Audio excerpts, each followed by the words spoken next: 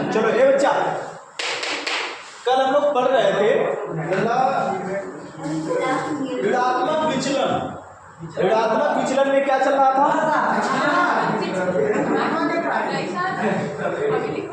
अभी लिखा नहीं है तो तुम लोग बोले थे ऋणात्मक विचलन है। अच्छा, आदर्श अनादर्श विलयन, चलो देखो, अनादर्श विलयन एक, अब बात बंद। अनादर्श विलयन किसे कहा गया? तो हमने कहा था, हमने एक बात बताई थी कि ऐसा विलयन जो किसी भी गुप्ता, ए भैया गुप्ता, तो चश्मा लगाए रगड़े मुंहवा को कहे रगड़ रहा, ठीक है।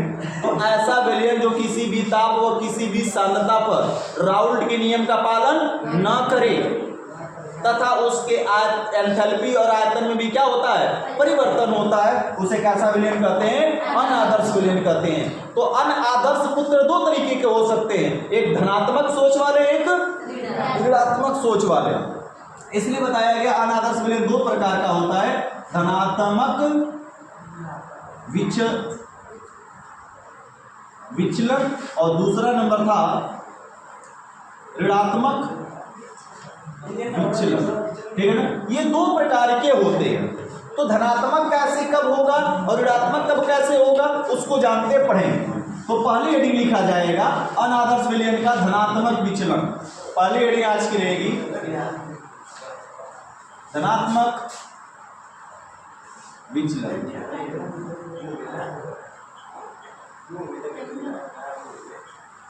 पॉजिटिव डेविएशन क्या होगा भैया? चलो जी बनाते हैं पहले ग्राफ, उसके बाद समझ में पूरी बातें तुमको आएंगी। ये राउल्ट चचा का बनाया हुआ पथ है, रास्ता है जो उन्होंने अपने पुत्रों के लिए बनाया था।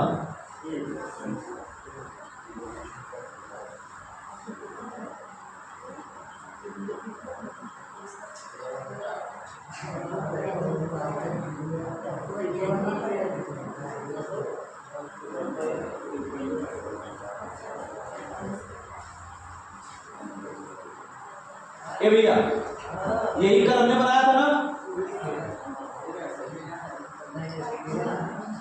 ये वाला ग्राफ किसके लिए था? ये था काई ए जिसका मान मिनिमम कितना होना चाहिए? 1, और काई बी का मान 0, क्योंकि काई बी के लिए ग्राफ नहीं है। यह जो प्रेशर बता रहा है किस पदार्थ के लिए? ए का आंशिक दाब है, पी ए का आंशिक दाब, पी ए का आंशिक दाब है। ये वाला जो ग्राफ है किसके लिए है लाइन? ये काई बी के लिए है जिसका मिनिमम मान कितना होगा? 1, लेकिन काई ए का मान कितना होगा? 0। यह प्रेशर किसके लिए है? पी बी के लिए। तो हमने बताया था कि इसका प्रेशर पी ए जो होगा पी नॉट काई ए के बराबर होगा। इसका ये जो प्रेशर होगा पी बी होगा जो पी नॉट काई बी के क्या होगा? बराबर। तो विलय एक आंशिक दाबों के योग से क्या बनेगा? विलयन का दाब P S is equal to P naught chi A plus P naught chi B बनेगा। ऐसा कुछ हमने बनाया था। ये था आदर्श विलयन के लिए, यानी कि राउल्ट के द्वारा बताया गया यह पथ था, रास्ता था। अब चलते भैया, हमने बोला कि राउल्ट के नियम का पालन न करें, मतलब इस रास्ते पर और नहीं चलेगा, बताए हुए रास्ते पर रास्ता छोड़ के चलेगा। जब रास्ता छोड़ के जाएगा तो क्या होगा? एक होगा धनात्मक विचलन किसे कहेंगे? कहा जाएगा वह अनादर्श विलयन। परिभाषा ध्यान से सुनना, एक बार करने पर समझ में बातें नहीं आती। वह अनादर्श विलयन जिसमें कि किसी भी, वह अनादर्श विलयन जिसमें किसी भी विलयन का, यानी उस विलयन का वाष्प दाब राउल्ट के द्वारा मापित वाष्प दाब से अधिक आ जाए। यह राउल्ट के द्वारा मापा गया वाष्प दाब है और ऐसा विलयन है जिसका वाष्प दाब राउल्ट के द्वारा बताए गए इस मापित वाष्प दाब से क्या हो जाए? अधिक हो जाए। यानी इस वाले ग्राफ से न जाकर उसका वेपर प्रेशर थोड़ा सा ऐसे जाए, कर्व बनता हुआ, ये कर्व जाना चाहिए, यानी कि स्ट्रेट लाइन है, कर्व जैसा बनता हुआ जाना चाहिए। कर्व, जैसे इंद्रधनुष बनती है ना वैसे कर्व की बात की जाए, ठीक है। तो बनता हुआ जाएगा, ये रहा धनात्मक विचलन। काई बी के लिए भी सेम वही बात आएगी, काई बी के भी केस में ये सही बना, इस प्रकार से विचलन होगा। पूरा विलयन का भी मान, पूरे विलयन का भी सेम टू सेम ऐसे ही होगा, इस तरीके से जाएगा। तो क्या हुआ, ये जो मिला राउल्ट के द्वारा मापा गया ये वाष्प दाब इतना पर आना चाहिए, लेकिन ऐसा विलयन मिला अनादर्श जो राउल्ट के द्वारा मापित वाष्प दाब से उसका वाष्प दाब क्या हो गया, अधिक हो गया। तो ऐसा अनादर्श विलयन जिसका वाष्प दाब राउल्ट के मापित वाष्प दाब से क्या होता है, अधिक होता है, उसे धनात्मक विचलन कहते हैं। जैसे जी CH3 CO CH3 और प्लस CH2 का विलयन, CH2 CH3 CO CH3 C2H5 का विलयन, CH3 CO CH3 plus C6H6 का विलयन। अगर आगे ऐसे ही बात कर ली जाए तो H2O प्लस C2H5, क्योंकि शाम को यह भी मिलने के बाद वह धनात्मक विचलन ही देता है, वह रास्ता अपना छोड़ के ही चलेगा, नहीं चलता क्या, चलता है। शाम को अगर एथिल अल्कोहल और जल का मिलाकर पैक बना के पी लेगा, क्या वो अपने रास्ते पर चलेगा कभी नहीं, रास्ता छोड़ के चलेगा, ठीक है ना।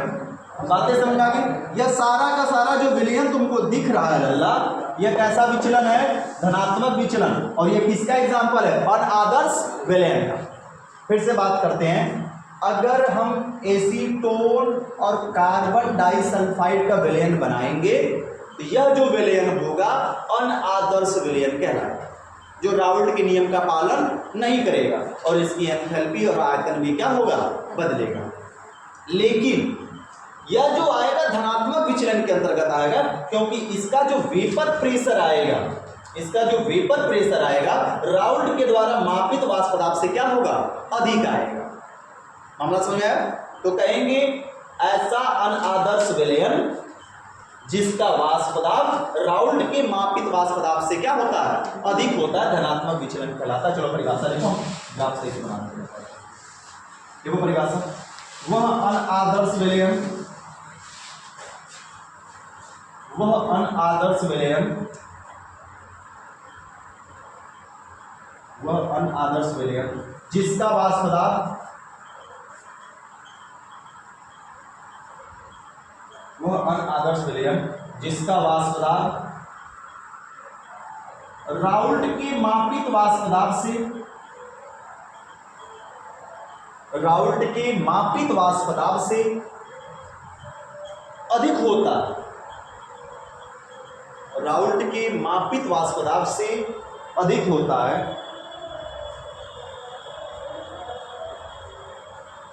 वह अनादर्श विलयन जिसका वाष्प दाब राउल्ट के मापित वाष्प दाब से अधिक होता है, अधिक होता है, उसे धनात्मक विचलन, उसे धनात्मक विचलन कहते हैं, उसे धनात्मक विचलन कहते हैं। हो गया ये और ये बनाना पड़ा, ग्राफ बनाओ, एग्जांपल लिखो। चलो अब ऋणात्मक विचलन का समझते हैं। ऋणात्मक विचलन ग्राफ पहले बना लेते, फिर इसके बाद समझाते हैं।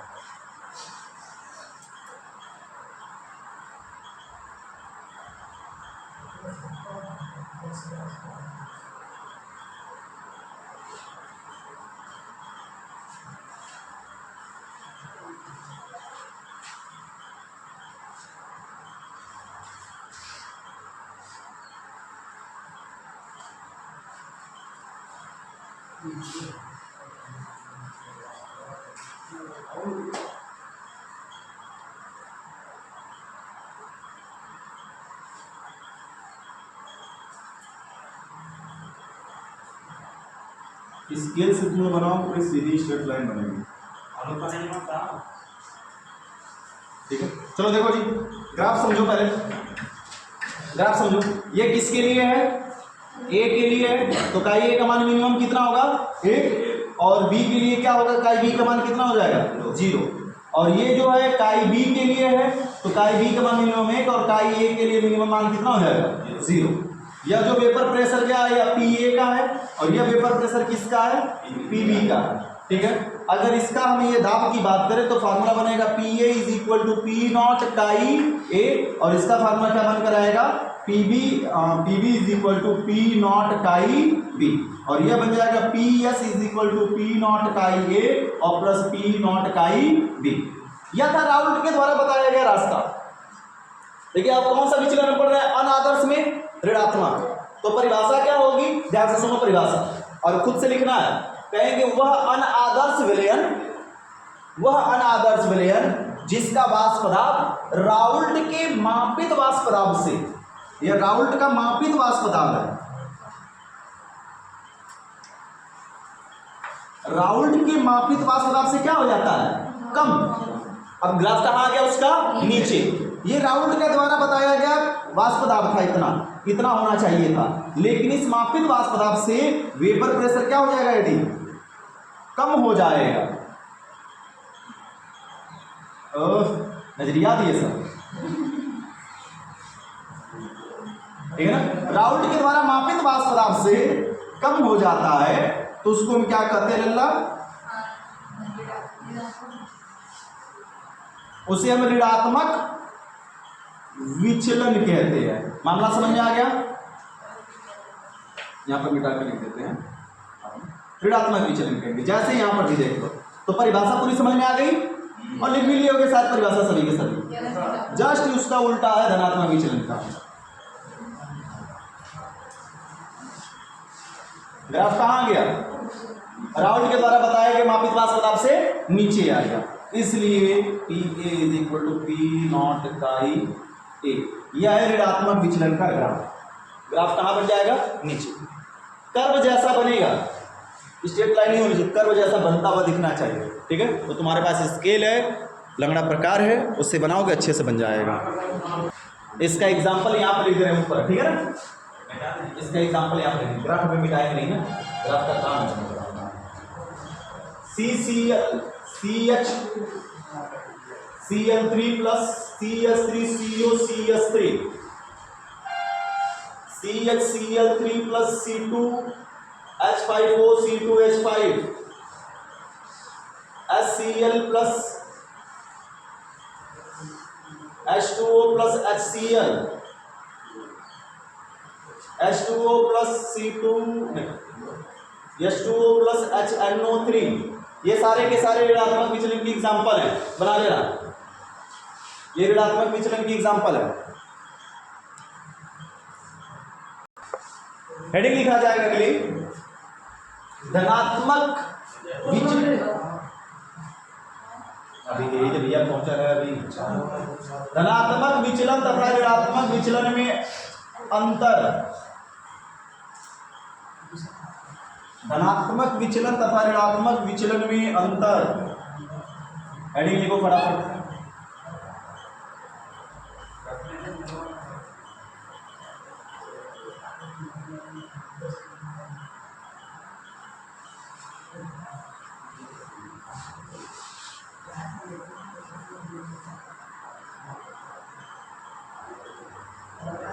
Difference between positive deviation and negative deviation, क्या है भैया डिफरेंस दोनों में, तो कॉलम बनाएंगे जो बचपन से जानते आ रहे हो।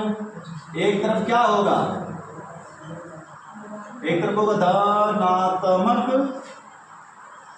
विचलन और एक तरफ होगा ऋणात्मक विचलन। चलो ऐसे कॉलम बनाओ। अब हमारे जैसा छोटे मोटे मत बना लेना, ये ग्राफ मिटा नहीं सकते, समझाने के लिए है, इसी वजह से हम अपना दिखा रहे हैं। ऐसे दो कॉलम बनाओ, एक तरफ धनात्मक विचलन, एक तरफ ऋणात्मक विचलन।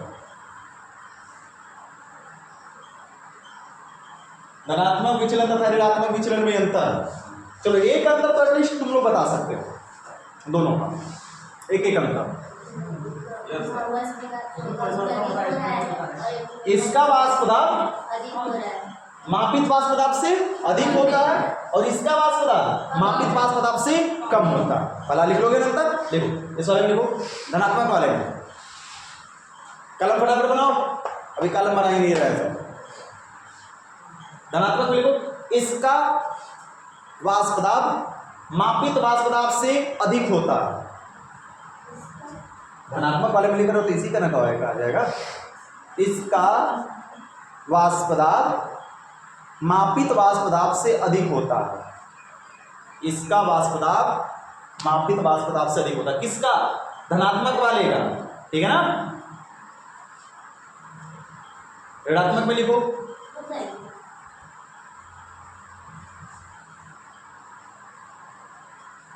बोला जाए ऋणात्मक, देखो इसका वाष्प दाब मापित वाष्प दाब से कम होता है। इसका वाष्प दाब मापित वाष्प दाब से कम होता है। इसका वाष्प दाब मापित वाष्प दाब से कम होता है। होता है कम मापित वाष्प दाब से इसका वाष्प दाब। हो गया। अब आएगा दूसरा नंबर से, पॉइंट नंबर 2। अब तुम लोग सब पूछेंगे ग्राफ को देखकर बताओ किसका क्वथनांक अधिक होगा, किसका क्वथनांक कम होगा। ग्राफ को देख लो और देख कर एनालिसिस करके बताओ कि किसका क्वथनांक अधिक होगा, किसका क्वथनांक कम होगा।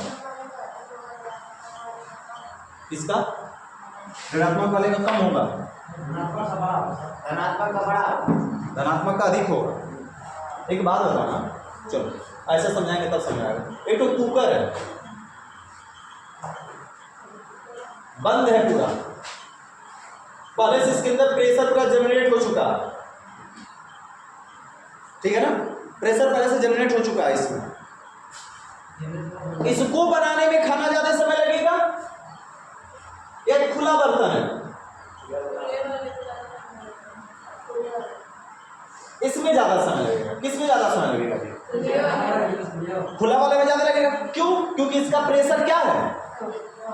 कम है ना, इसमें दबाव कम लग रहा है ना भैया, इसमें वाष्प दाब बन नहीं पा रही है क्योंकि जितनी भी वेपर बना है सारा का सारा क्या होता चला जा रहा है, उड़ता चला, यानी वेपर प्रेशर कम हो गया है। एक तरीके से समझा रहे एग्जांपल में, खुले वाले बर्तन का वेपर प्रेशर नहीं लगाता है, इसलिए इसमें खाना बनने में ज्यादा समय लगता है, यानी इसका क्वथनांक क्या होगा?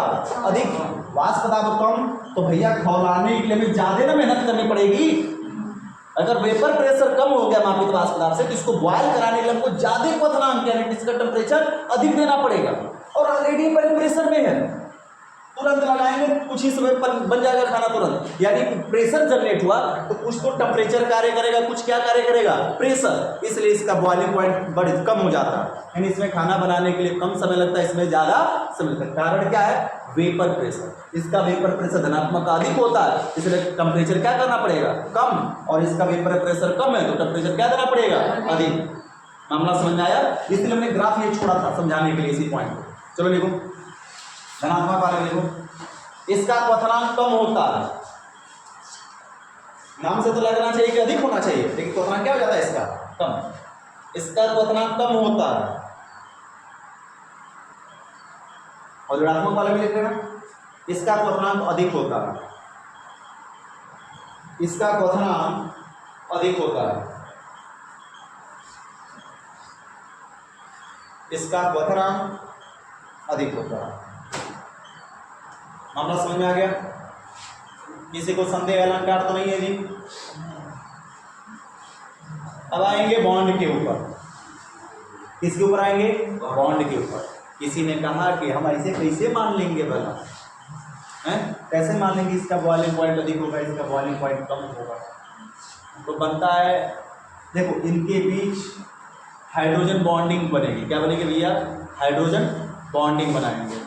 इसमें जो हाइड्रोजन बंध बनता है वो अंतः हाइड्रोजन बंध बनता है, अंतर अणु हाइड्रोजन बंध। और इस वाले में जो हाइड्रोजन बंध बनता है अंतरा अणु हाइड्रोजन बंध। और ये क्लास 11 में अंतः और अंतरा पढ़ाया बताया गया है, जो कि तुम लोग अच्छे से भुला चुके होंगे। याद तो होगा नहीं, याद कहाँ से करोगे? है क्या?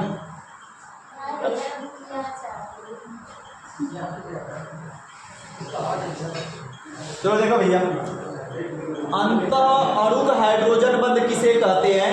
एक ही यौगिक के कई कणों के बीच बने, एक ही यौगिक के कई कणों के बीच बनेगा तो उसे हम क्या कहेंगे लल्ला? अंत अणुक हाइड्रोजन बंध। जैसे जल है HOH,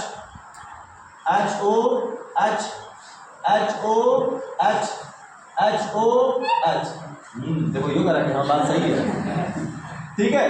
तो भैया सबको पता होना चाहिए कि हाइड्रोजन बॉन्डिंग फोन से बनती है। किससे बनती है? Phone, FON।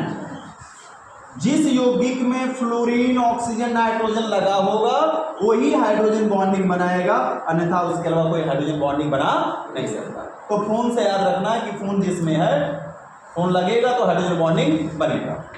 तो भैया यहाँ पे ऑक्सीजन, यहाँ पे क्या दिख रहा है? हाइड्रोजन। तो ऑक्सीजन ऋणावेशित आंशिक होता है, हाइड्रोजन आंशिक धनावेशित। तो इनके बीच आंशिक एक बल कार्य करेगा और जो बल बनेगा उसी को हाइड्रोजन बंध कहते हैं। ऑक्सीजन ऋणावेशित, हाइड्रोजन कैसा हुआ? धनावेशित।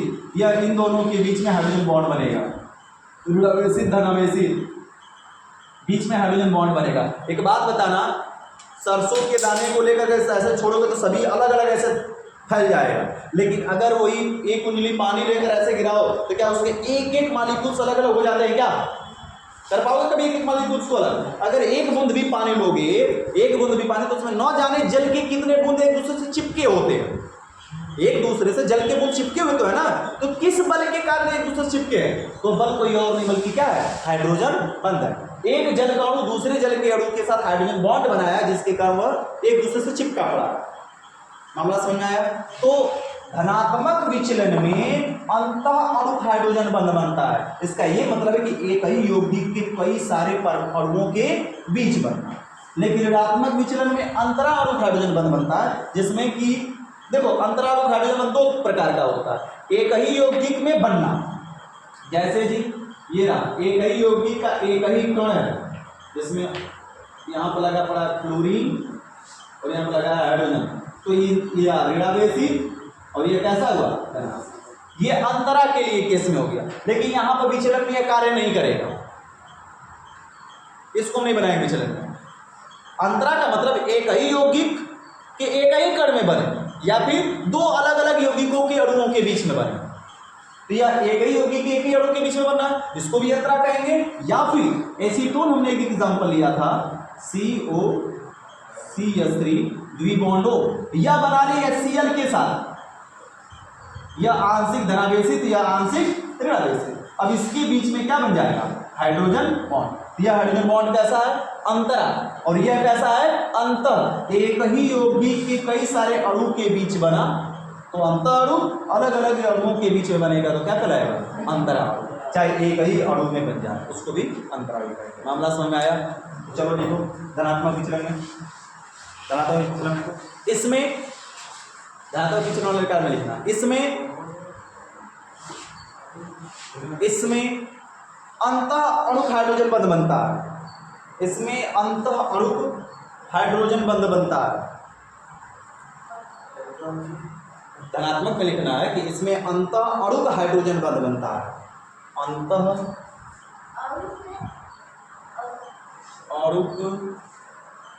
हाइड्रोजन। अब सोचो कि इतना साफ हम बोल रहे तब नहीं तुम लोग समझ पा रहे हो। अगर सुपारी दबा कर हम बोलते तब कैसे बोलते?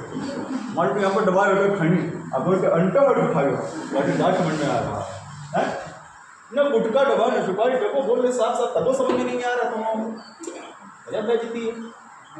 मामला समझ में आ गया जी? एग्जाम्पल उतारो उसके नीचे, हाथ कहाँ लगाएंगे? हाँ लल्ला तुम लोग ऋणात्मक विचलन में लिखो, इसमें अंतरा कौन सा बनेगा? अंतरा अणुक हाइड्रोजन बंध बनता है।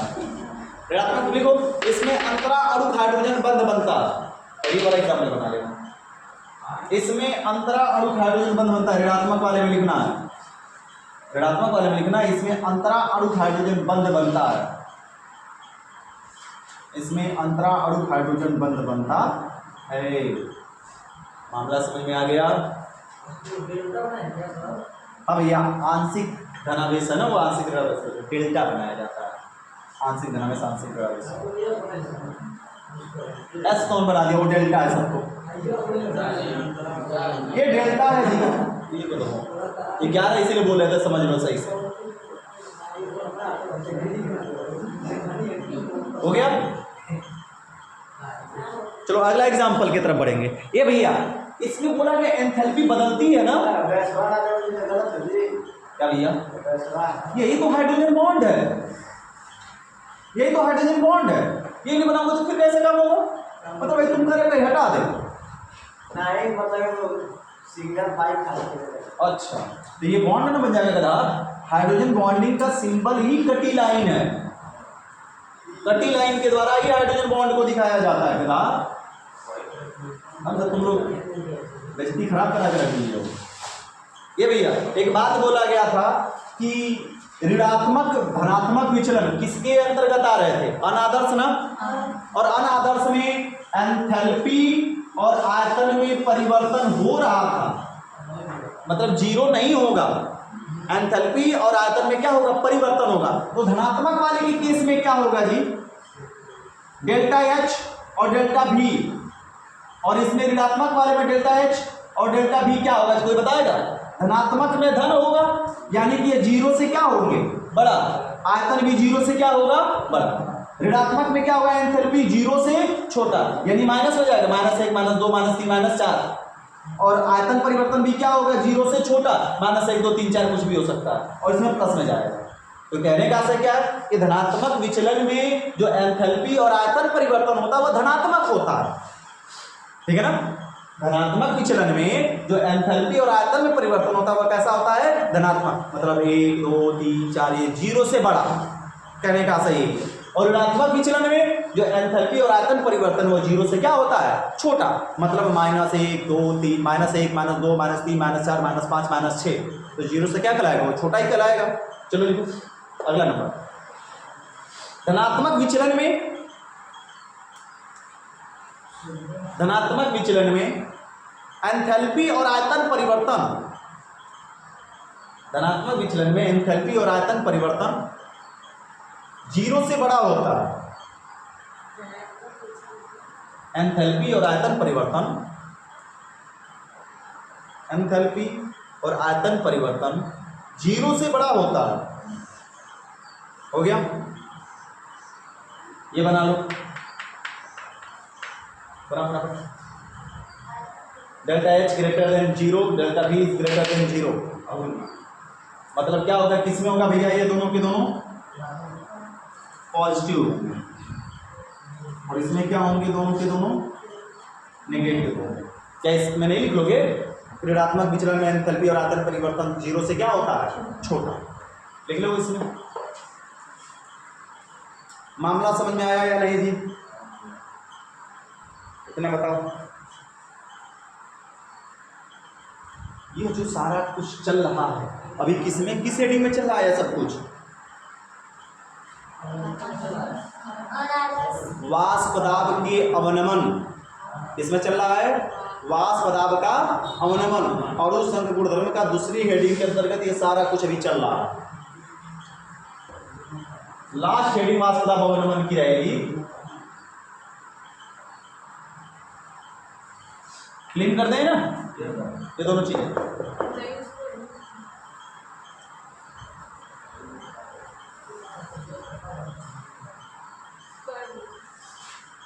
जल्दी करो जल्दी करो, 4 लाइन में बचा है, वाष्प दाब खत्म किया जाए फटाफट। देखो जी, वाष्प दाब का जो अवनमन स्टार्ट किए थे हम लोग, अब बातें नहीं, तो कोई तुमसे पूछ सकता है वाष्प दाब किसे कहते हैं?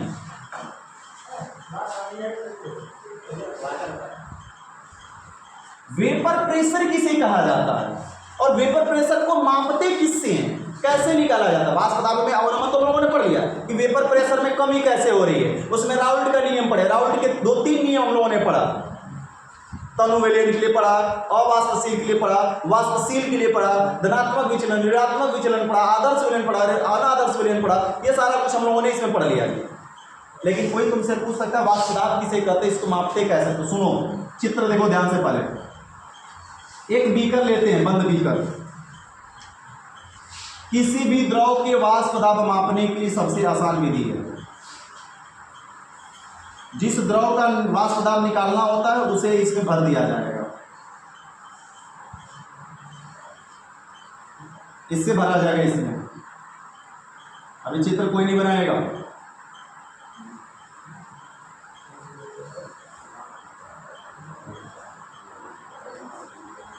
चलो जी देखो, अब इसमें क्या होगा, इसको गर्म किया जाएगा तो क्या बनाएगा भैया? वेपर। क्या बनाएगा यार? वेपर। और जितने अणु वेपर में बने, बंद बर्तन में खाना पकाएंगे तो जितनी भाप बनेगी उतनी भाप किस में बदल ली जाएगी? द्रव में। यानी किस में होनी चाहिए? साम्य अवस्था में। तो हमने 5 लाइन खींचा, 5 लाइन नीचे भी खींचा है। मतलब क्या हुआ कि 5 अणु यदि जल के वाष्प में बदलने हैं तो 5 ही अणु वाष्प के किस में बदलने चाहिए? जल में। तो यहां पर एक यंत्र लगाया जाता है जिसकी सहायता से हम किसी भी द्रव का वेपर प्रेशर कैलकुलेट करते हैं। उस यंत्र का नाम कई बार पेपर में पूछा गया कि किस यंत्र की सहायता से हम किसी भी द्रव का वाष्प दाब मापते हैं। इस यंत्र का नाम है मैनोमीटर। नाम क्या है? मैनोमीटर। नैनोमीटर नहीं, मैनोमीटर। याद रहे, और याद करने का तरीका वही है, ठीक है ना? नैनो से याद कर सकते हो, ठीक है ना? इसमें भरा क्या होता है भैया? तो इसमें पारा भरा हो सकता है या जल। इसमें हम पारा भर सकते हैं या क्या भर सकते हैं?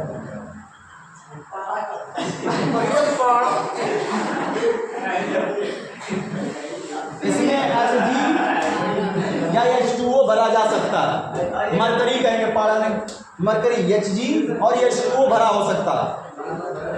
अब परिभाषा सुनते, तुम कितना बल लगा रहे हो इसको दबाने के लिए, यानी दबा रहे हो किसी सरफेस पर, तुम्हारे पास कितना बल है, कैसे नापेंगे? तो कोई एक ऐसी मशीन होगी जो दाब को माप सके, हमारे बल को, और उसकी सतह पर हम जितना बल लगाएंगे वही तो हमारा टोटल बल कहलाएगा ना। सेम वैसे यहां पर आएगा सब।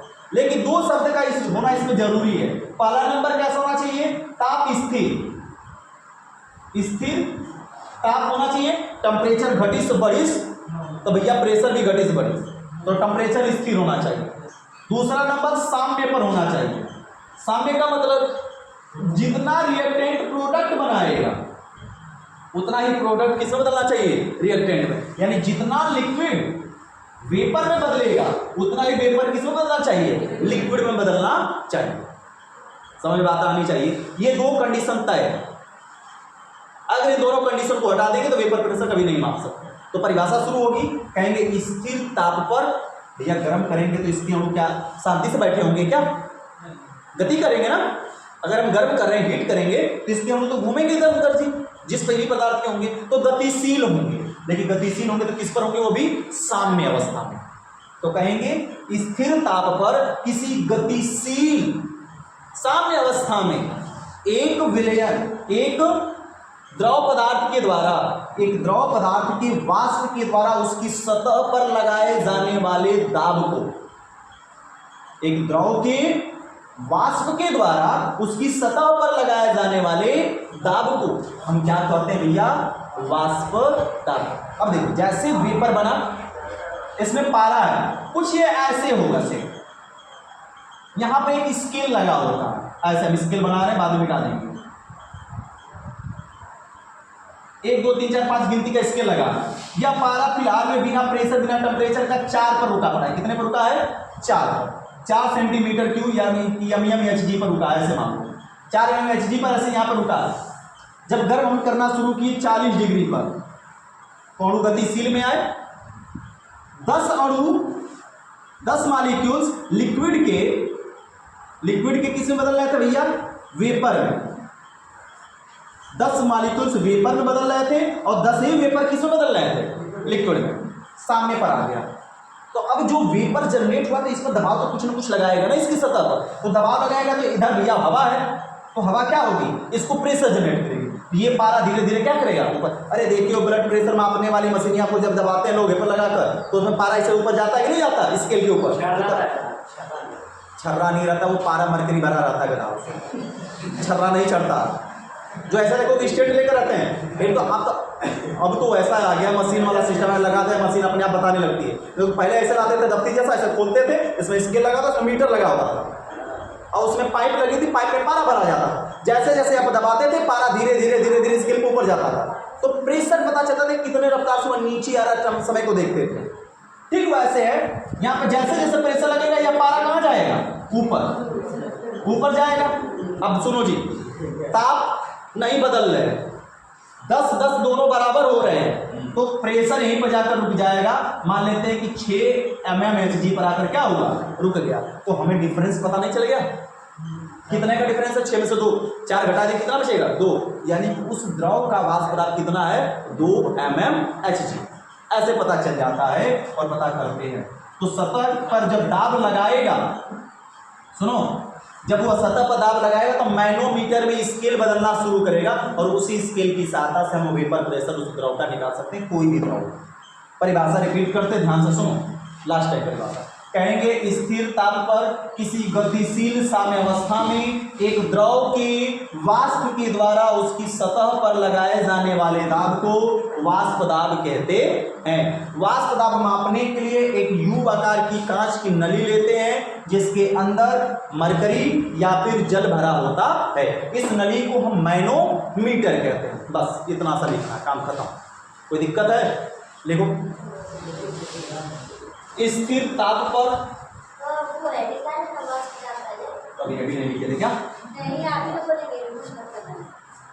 लिखो वाष्प दाब। स्थिर ताप पर गतिशील साम्यावस्था में, स्थिर ताप पर गतिशील साम्यावस्था में, गतिशील साम्यावस्था में, स्थिर ताप पर गतिशील साम्यावस्था में एक द्रव के वाष्प के द्वारा, एक द्रव के वाष्प के द्वारा, एक द्रव के वाष्प के द्वारा, वाष्प के द्वारा उसकी सतह पर लगाए जाने वाले दाब को, एक द्रव के वाष्प के द्वारा उसकी सतह पर लगाए जाने वाले दाब को, लगाए जाने वाले दाब को वाष्प दाब कहते हैं। क्या कहते हैं लल्ला, वाष्प दाब कहते हैं।